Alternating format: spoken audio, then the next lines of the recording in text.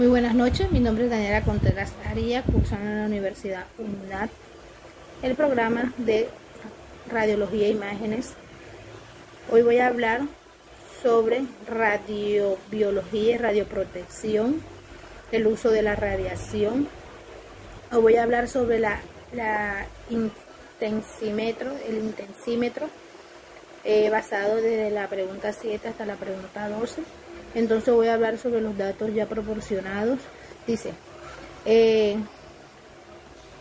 un centímetro, 0,33 megabytes.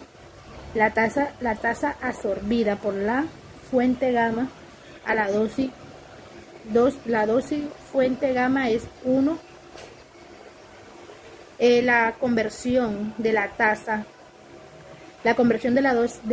absorbida a la tasa de la dosis equivalente y la tasa de la dosis efectiva, se utiliza el factor de ponderación de la Comisión Internacional de Protección Radiológica. ¿Cómo se calcula? Se calcula la tasa de la dosis equivalente en la piel. La dosis equivalente se calcula multiplicando la dosis de ponderación del factor de la dosis absorbida por el factor de ponderación de la radiación. Este factor refleja la capacidad del daño biológico sobre el tipo de la radiación. Voy a hablar también sobre la protección biológica de los trabajadores embarazadas, basadas en la ICRE del 84.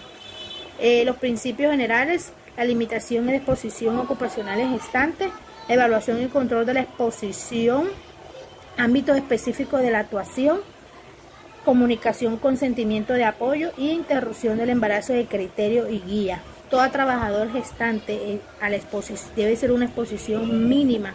La dosis fetal es 1 megabyte. Evaluar y optimizar el procedimiento y justificado.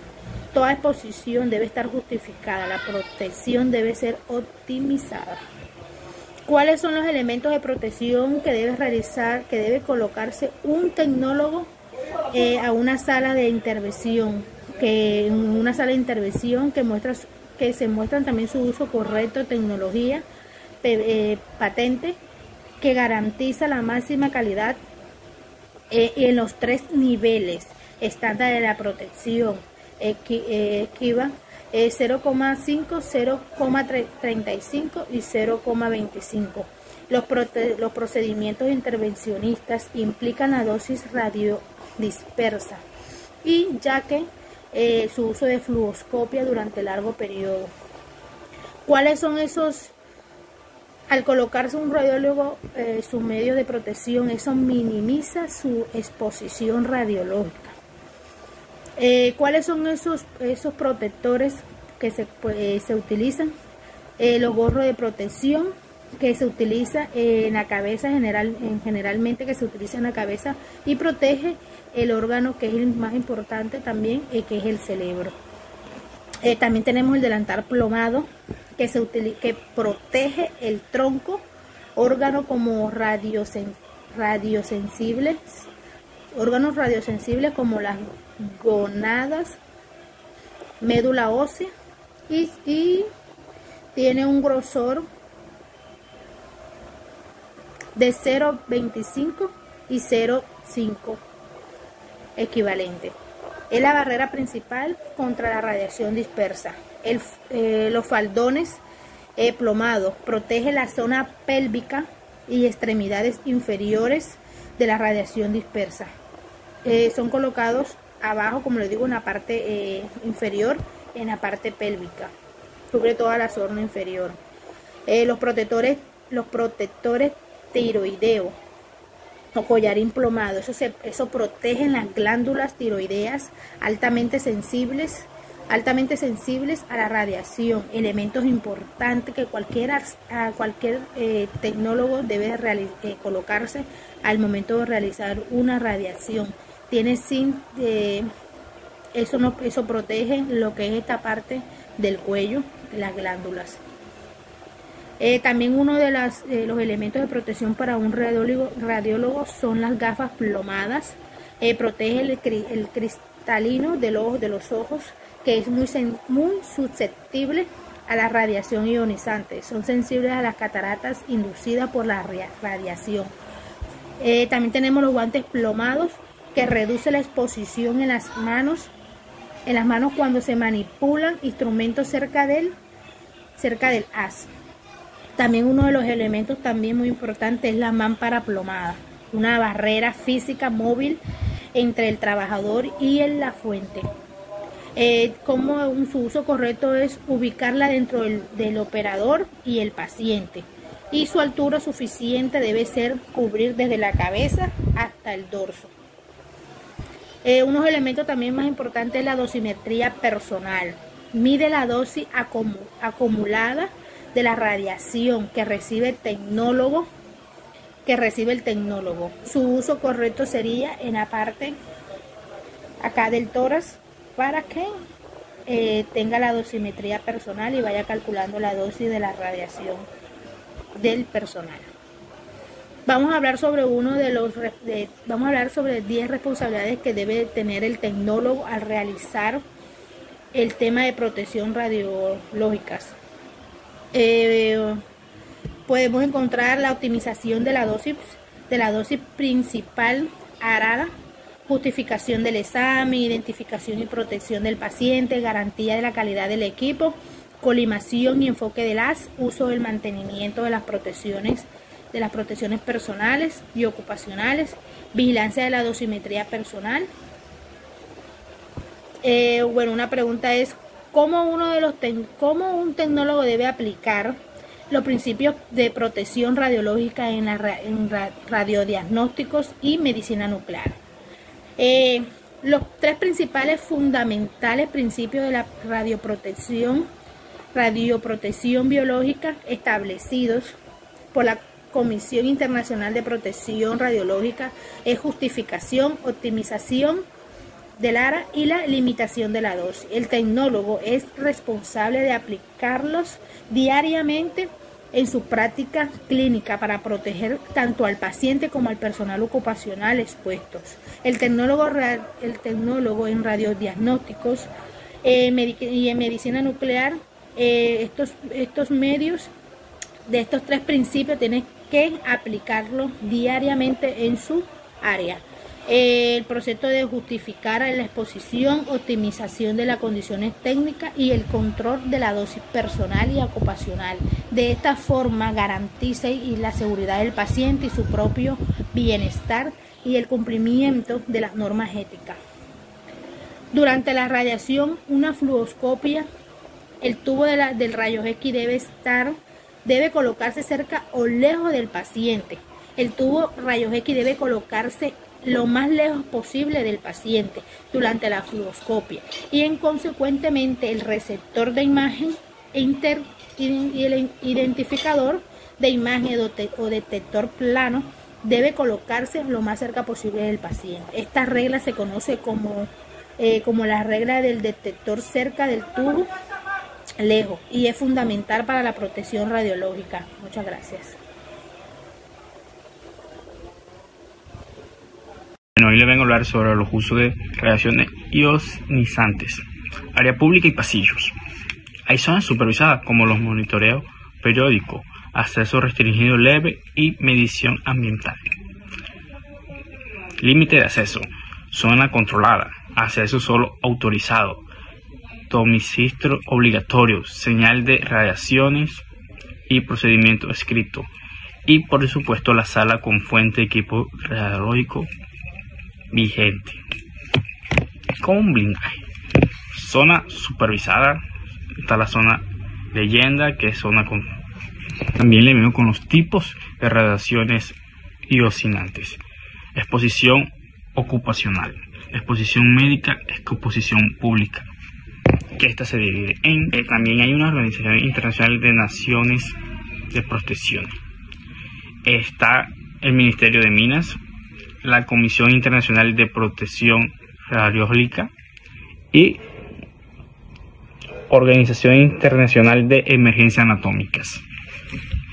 La protección radiológica tiene como objetivo fundamental proteger a las personas, trabajadores y el medio ambiente contra los efectos nocivos de las radiaciones ionizantes. Para ello, se establece el principio de normas y prácticas que garantizan que toda exposición sea justificada, anticipada y limitada. El propósito principal es reducir la probabilidad de efectos determinantes y escatatoxicos, aplicando al principio ALARA.